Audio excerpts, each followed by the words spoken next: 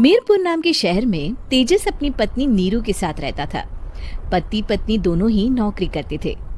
एक दिन तेजस गांव अपनी माँ के पास फोन करता है। हेलो, प्रणाम माँ। जीते रहो माँ, तुम दादी बनने वाली हो। अरे वाह, ठीक है बेटा, मैं कल ही आती हूँ।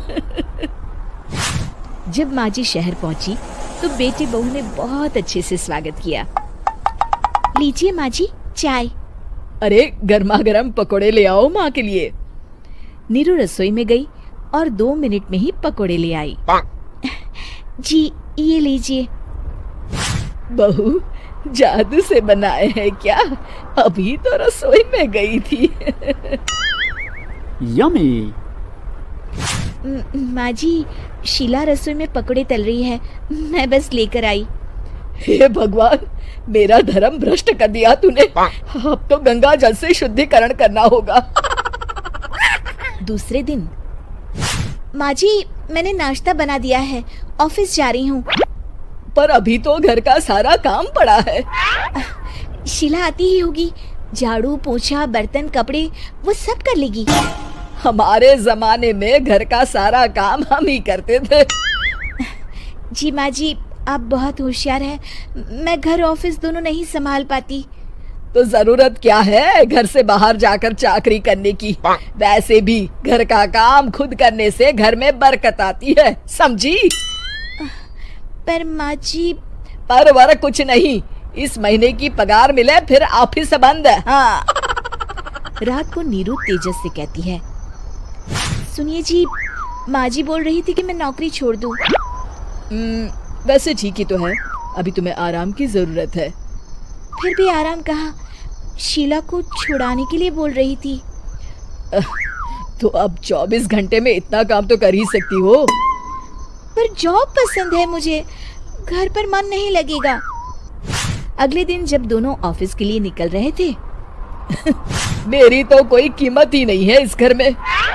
माँ जी आजकल महंगाई बहुत है, रहन सहन भी बदल गया है, दोनों नौकरी करते हैं तभी ठीक रहता है। अच्छा, तू कहना क्या चाहती है? मेरा बेटा तुझे बिठा के खिला नहीं सकता? तू ही इस घर का खर्च चला रही है, हैं? नहीं माँ जी, मेरा वो मतलब नहीं था। मतलब खूब समझती हूँ, ये बाल धूप में सफेद नहीं किए मैंने। हाँ। अब तो ये रोज का काम हो गया था। तेजस भी रोज की झिकझिक से परेशान हो गया था। एक दिन उसने कहा, नीरू, वैसे भी तुम्हें मैटरनिटी लीव मिलने वाली है, तो अभी से ही छुट्टी ले लो। पर क्या, मेरी सैलरी अच्छी खासी है। आखिर नीरू ने रिजाइन कर दिया। जब बच्चा हुआ तो घर में सब बहुत खुश हुए। कुछ दिनों बाद तेजस फाइल देख रहा था। क्या हुआ तेजस, कुछ परेशान लग रहे हो? हाँ, वो हमारी जितनी सेविंग्स थी वो तो हॉस्पिटल में और छठी के फंक्शन में खत्म हो गई है नीरू। और अभी वैसे मंदी चल रही है तो मैं बोल रही थी कल मुन्ना को हेपेटाइटिस का टीका लगवाना है। नीरू, क्या पोस्टपोन नहीं कर सकते? नहीं जी, बिल्कुल नहीं। अब तेजस को समझ में आ रहा था कि उससे गलती हुई है। पैसों की कमी का असर घर के माहौल पर भी पड़ रहा था। अगले दिन, बेटा मेरा चश्मा और ये दवाइयाँ ले आना। पर्चा देते हुए माँ जी ने कहा। जी। तेजस, मुन्ना के लिए दूध का डिब्बा और डायपर भी ले आना, और ये किराने के सामान की लिस्ट है, इसे भी लाना है। तेजस गुस्से में लिस्ट मरोड़ कर फेंकता है और चिल्लाता है, पैसे क्या पेड़ पर उगते हैं? ये ले आना, वो ले आना। अरे पर ये जरूरत का सामान ही है। वो गुस्से में बिना कुछ कहे ऑफिस चला गया। अरे लंच तो ले जाइए। नीरू दौड़कर डिब्बा पकड़ाती है।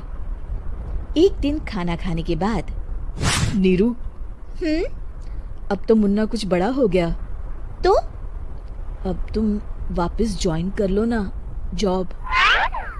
पर इस रिसेशन में जॉब मिलना बहुत मुश्किल है। ट्राई तो करो। फिर मुन्ना? माँ जी है ना, और एक फुल टाइम मेड भी लगा लेंगे।